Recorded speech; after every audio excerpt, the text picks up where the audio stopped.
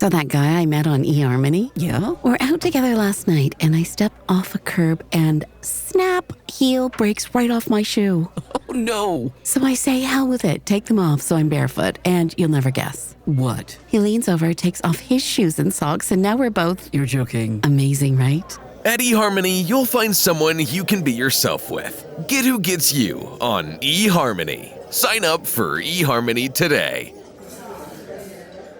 So that girl I met on eHarmony. Yeah. We're out to dinner last night, and like a klutz, I tipped my drink all over myself. Oh, no. And it's all down my shirt, a horrible stain, so embarrassing. And you'll never guess. What? She smiles, picks up her drink, spills it all over her top. So now we're... No way. Amazing, right? At eHarmony, you'll find someone you can be yourself with. Get who gets you on eHarmony. Sign up for eHarmony today. When you get to the end of your life and there's no time left, what do you think you'll realize was your most important relationship? What relationship will you realize has given your life the most meaning? Something that made impossible things possible for you. The very thing that gave you freedom, confidence, and power. You're listening to the Health Courage Collective podcast, episode 143, Your Most Important Relationship. Welcome to the Health Courage Collective podcast, the show for women who are too busy to slog through hours of generalized, inapplicable, and often contradictory health information, but too smart to ignore that a few minutes of focused attention now can prevent years of suffering in the future.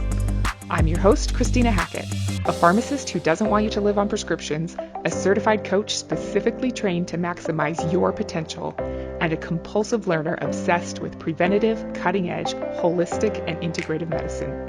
I'm on a mission to increase your physical and mental resilience so you can fearlessly look forward to your next 40-plus limitless years.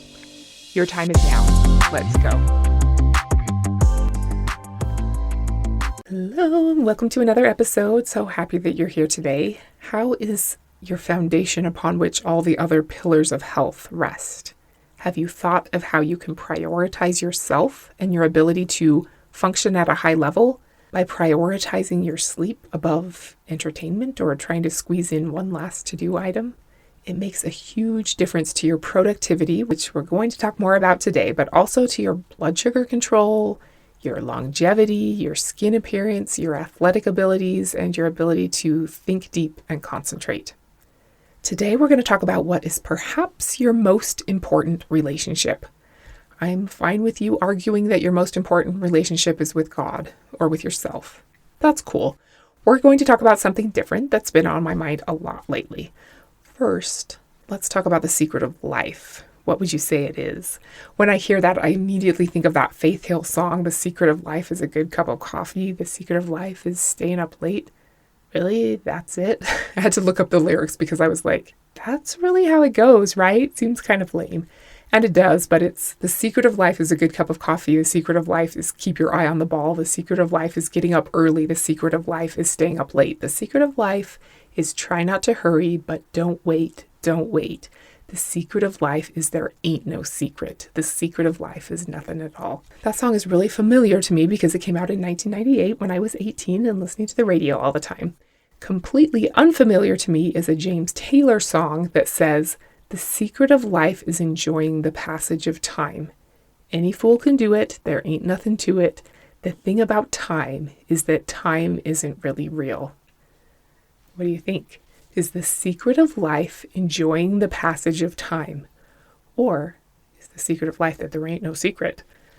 What's not a secret is that the most important factor in our longevity and happiness is our relationships. Relationships are everything in life. And today we're going to talk about a relationship that you may have been neglecting up till now. It ends today. I think it's useful to your flourishing and your health span to nurture your relationship with time. Have you even given much thought to your relationship with time before? Have you thought of yourself as being in a relationship with time? First of all, we need to remember that time is finite. There's an expiration date on every experience and part of our life. Memento mori, remember death. Remembering that time is running out for all of us actually makes us happier. Did you ever hang the pictures of decaying corpses up in your house like we talked about in episode 128? No. What? It does make our lives more enjoyable to remember that they're going to end. Time is our most precious resource because we can never replenish it. There are no do-overs. High achievers know that you must respect the nature of time and that your relationship with time profoundly affects how far you'll go in life. There are a few ways to think about our relationship to time. One of them is our perception of time. Some people like James Taylor say that time isn't really real. Others say that it's the most real thing there is. What do you think? I think it's both. What we do know is that there's a difference between clock time and our perception of time. Einstein said that a minute sitting on a hot stove feels like an hour, and an hour spent with your beloved feels like a minute. We've all felt this before. Some things seem to take forever, and we keep checking the clock every 45 minutes to find that it's only been 4 or 5 minutes. And sometimes the time has flown by, and there's no way it could have been 2 hours. It felt like 10 minutes. Ed Mylett, high performer and author of the book The Power of One More, says, everyone accepts that there are 60 seconds in a minute, 60 minutes in an hour, and 24 hours in a day. But not if you're a high performer. He says you can bend time to your will and get 3 days in 24 hours. That's how he lives his life and what he attributes most of his success to. He says he lives 21 days while everyone else lives 7. He splits his 24 hours up into what he thinks of as 3 days. 6 a.m. to noon, noon to 6 p.m., and 6 p.m. to midnight. He says he triples his productivity by perceiving time differently. He says your relationship is not with time itself, but with your perception of time. Time is a constant, but we perceive it as a variable.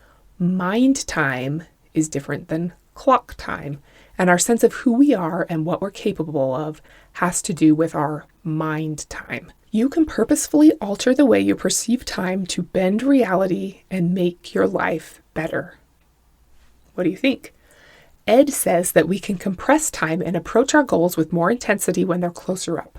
When your day is almost over at noon, you're able to sprint to the finish and complete something by noon that you normally would have taken till 6 p.m. to finish. I do believe in Parkinson's law that your work will expand to fill the time you've allotted to it.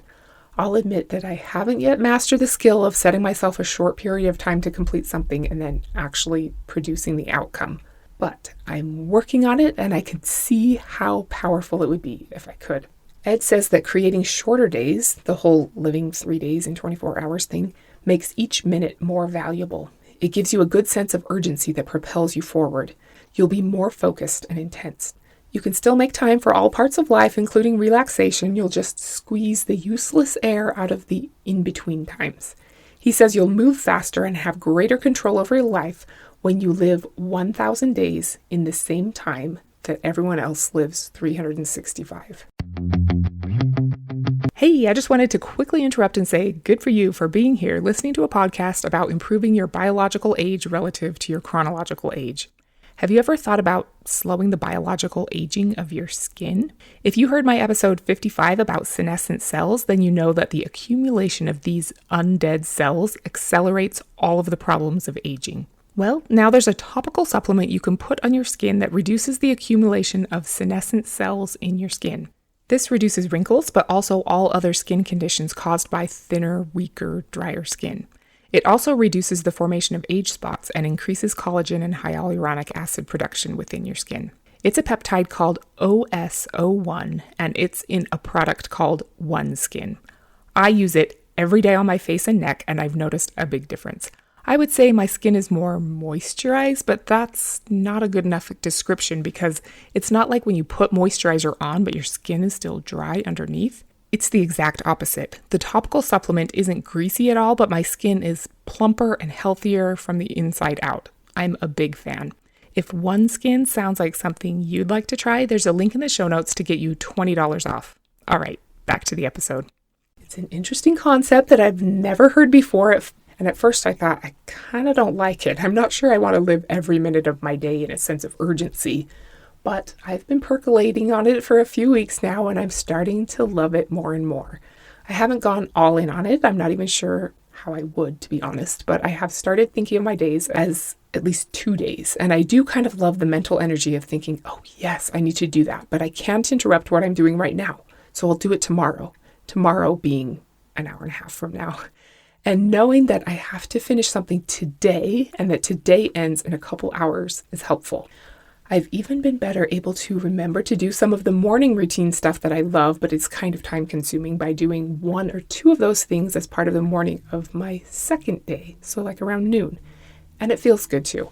And I love saying shutdown complete on my first day when it's time for lunch, because I feel totally free for a little while before my second day starts. And I have more energy to start my day, my second day, than if it's just the after lunch part of the day.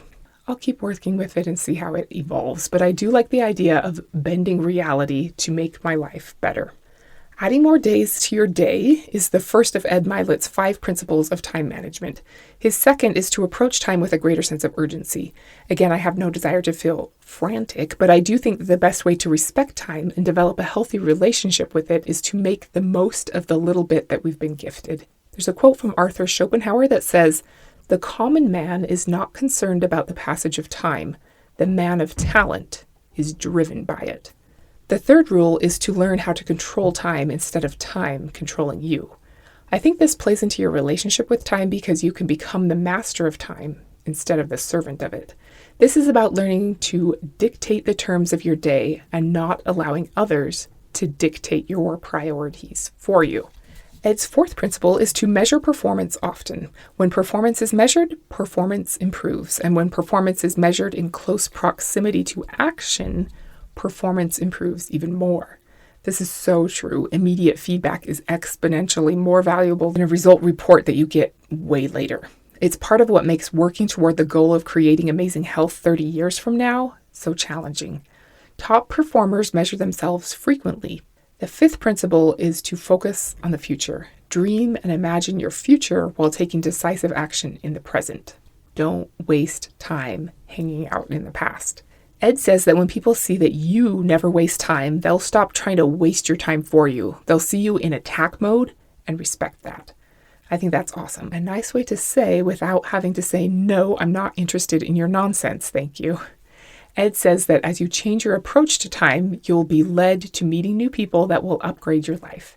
He also says that, quote, "If you can embrace these 5 principles, you can enjoy more success, make more money, be more productive, add layers of bliss, and build the life you were meant to enjoy." Pretty bold promise. You think it's true? Gay Hendricks also talks about our relationship to time in The Big Leap.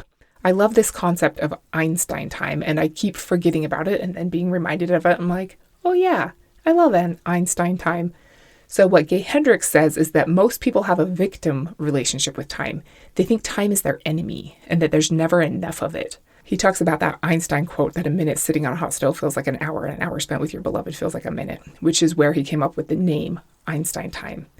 Gay says that when you're metaphorically sitting on a hot stove, you're contracting away from your experience, creating time as a binding experience. When you're with your beloved, you're completely open to your experience, and time becomes liberating. Hard to be completely open to the experience of sitting on a hot stove for a whole minute, but I guess that's the goal. Living from the ownership position and believing that you create the time you need is kind of woo-woo, but it has to do with the clock time versus mind time thing. When you feel yourself getting stressed about time, you can remind yourself not to contract away from your experience and to believe that you have all the time you need. I've done it a lot of times when I'm stuck in traffic and getting stressed about time, and I do think it's helpful. I'm actually kind of stressed about time right now, recording this podcast. I've got to go get my son from school. Breathe into it. Accepting what is allows more power to flow to you. You can't change clock time, but you can bend reality by changing your perception of time and your reaction to that perception. Make sense? Gay also talks about your relationship with time being manifest in the way you talk about time. Saying things like, I don't have enough time, or I've run out of time, makes you a victim of time. Watch your words. This reminds me of someone named Lara Helgo. I first heard about her when someone mentioned that she once said, I like to party, and by party I mean go home and read books.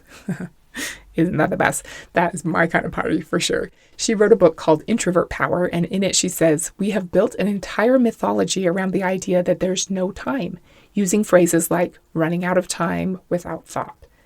Do we really run out of time, or do we run time out? And who thought of the term deadline? Are we really supposed to be motivated by fear? By the idea that there's not enough? By poverty? When I published my first book and we were doing final revisions, I was floored when the editor nonchalantly informed me of the drop-dead date, the date when everything absolutely had to be in. This was a real industry term. But the associations between unproductive time and death don't stop there. Stop to reflect, and you're killing time. Such violent language is enough to make anyone anxious. What if we called the target date the birth time instead? Birthing happens when the project, the baby, is ready. Most of the work happens inside, naturally. The pressure builds until that little life just has to come out. But as opposed to a deadline, the pressure is internal. A terrified woman in the throes of labor may want to call the whole thing off, but the creative process takes over, and she is soon looking into the eyes of a completely new human being. End quote. Isn't that so good? We use violent language to describe our victim state relationship to time and attempt to scare ourselves into completing tasks by calling them deadlines or assigning a drop-dead date. But we all live our lives as if we aren't going to die. I mean, you never hung those decaying corpse pictures in your house. We don't really take death very seriously or feel a sense of urgency from it. But for all of us who have been pregnant before, you know that there is no procrastinating the birth date. When that baby's fully formed, she's coming out. Something about to be born feels much more urgent and exciting than a deadline. How can you change your relationship to time by changing the way you talk about time? Would your life be different if you stopped saying that you don't have time, or you're running out of time, or that you're worried about a deadline? In his new book, Lessons for Living, Phil Stutz says, "Time seems impossible to deal with because we fundamentally misunderstand its nature and its significance. Although we covet time, we don't treat it with respect, as if it's an object that we can buy and sell, something that we can get on top of and control." End quote. We lose the battle against time by thinking that there's a way to get on top of and control time. But there's not. Here's more of what Phil brilliantly says. "We have forgotten that time is sacred. To the ancients, time was a gift of the gods to be treated with awe and reverence. Elders were respected because they had aged in the stream of time. Time was to be appreciated. In time, all things are a rhythmic nature, ebbing and flowing. In our culture, we have a contempt for all things that take time. Youth is prioritized because it hasn't been exposed to time. Success won after long effort is less desirable than instantaneous good luck. We can't even tolerate brief periods of time without being gratified in some way." End quote. He says so many other great things that could be explored for hours, like time affects how we relate with one another, so people who cannot respect time cannot respect each other. And that time is the ultimate creative force that makes impossible things possible. We have lost our sacred relationship to time because we don't honor the inescapable rhythms of time that were easier to honor when we lived off the land in a tribal culture. Our ancestors' rituals were how they related with time and what added meaning to their lives. Phil says that there are ways to regain a positive relationship with time, but that our culture and surroundings will make it hard for us. It'll feel inconvenient. That's okay. And without improving our relationship to time via rituals, we will continue to live in a frantic, meaningless world, trying desperately to catch up and not knowing what's wrong. Does that sound like you? Desperately trying to catch up, but not knowing what's wrong. Could it be that honoring the sacredness of time via some rituals could make your life better? The tools that Phil suggests will restore our relationship to time are submission, commitment, and patience. These are the ways to respect the importance of time and by so doing, add meaning back to your life. Submission has to do with your ego and not wanting to have to be restricted by doing a certain thing. But true freedom only comes when you make your activities more sacred than your personal desire for immediate gratification. Commitment is about connecting the past, present, and future. If you honor the future and make a promise to yourself to do something at 10:15, when 10:15 comes, you honor the past and use it as an opportunity to prove to yourself that you keep your commitments. Without honoring the future by making commitments and the past by keeping those commitments with precision in the present, life isn't part of a continuum of time and thus becomes a meaningless series of unconnected events. He says, true confidence only comes when you feel yourself function properly within the continuum of time. Patience has to do with accepting that everything needs to be created within the rhythm of time and that the universe is constantly expanding. Phil Stutz likes you to imagine all kinds of things as ways to get you to take action. It's kind of weird, but also useful. He says if you imagine Father Time, most people see him as threatening. Even little kids who have an abundance of time will agree that he's kind of scary. He's powerful, but he's only threatening when you resist him. If you submit to him and develop a dutiful relationship to him, you can share in his powers. Every time you submit to Father Time, the act of submissive limitation gives you power. Power to make more of the time you have. You'll feel a deeper meaning in what you do and gain more access to creative ideas. Time is on your side when you don't waste, squander, disrespect, or resist it. When you stop thinking of it as a commodity that you can control or hoard or dominate. It's not easy, but the discipline required is what gives life meaning. My favorite definition of discipline is Phil Stutz's definition. Discipline is the correct relationship to time. What is discipline? The correct relationship to time. Phil also says that if spiritual practices are like fruit in an orchard, discipline is the box we use to carry the fruit home. So good. With this subject being top of mind, I was listening to a religious book the other day by Thomas McConkie, who said that our relationship to time is a direct relationship to eternity. If we can't accept eternity on its own terms right now, who says we're going to be able to accept it later? We run the risk of continually rejecting the glory of now, wrongly supposing that a more agreeable now will come later.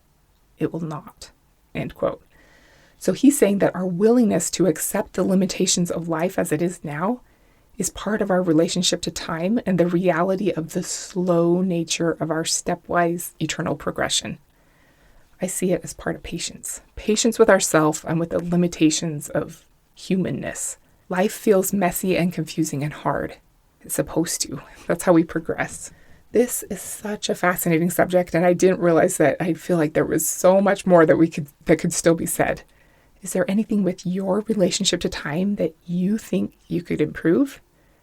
Maybe it's just the way you talk about it. Or if you feel like you consistently waste time, it's probably a reflection of how you see yourself and the value you add to the world. If you see yourself as someone with little value, you're more likely to spend your time on things of little value. But when you really know that you were intrinsically born with so much value to add to the world, and you realize that time is sacred, you can make amazing things happen. You can submit to Father Time and share in his power. As women, we're particularly conditioned to see the passage of time as a bad thing, especially if you can see the evidence of time on your face. Youth is the ideal.